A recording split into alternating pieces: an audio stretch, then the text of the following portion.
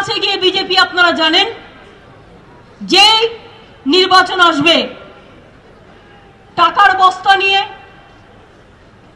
হরে কৃষ্ণ হরে রাম বলবার নাম করে ওহে হিন্দু তুমি আলাদা হয়ে যাও, ওহে মুসলমান তুমি আলাদা হয়ে যাও, এইভাবে ভাগাভাগি করে বিজেপি ভোটের বাক্সে কিছু ভোট তুলে সিপিএম কে জিতিয়ে দেওয়ার চেষ্টা করে।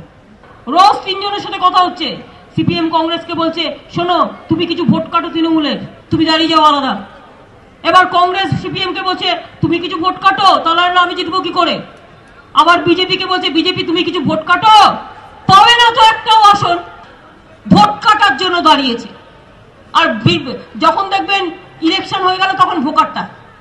এরা হচ্ছে বসন্তের কোকিল, যেই নির্বাচন আসবে কুহু কুহু করে ভটু ভটু করে ডাকবে, আর যেই নির্বাচন হয়ে যাবে ভোকারটা হয়ে যাবে, তখন আর পাত্তা পাওয়া যাবে না।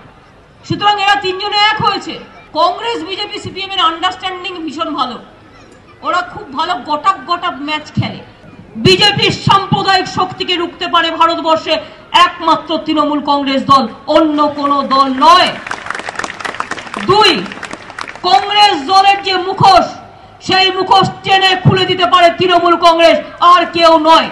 সবকিছুর দাম বাড়িয়েছে, শুধু মানুষের জীবনের দাম কমেছে, আর সবকিছুর দাম বাড়িয়েছে। তাই কংগ্রেসকে একটি ভোটও নয়, কোনো ক্ষমা নয়।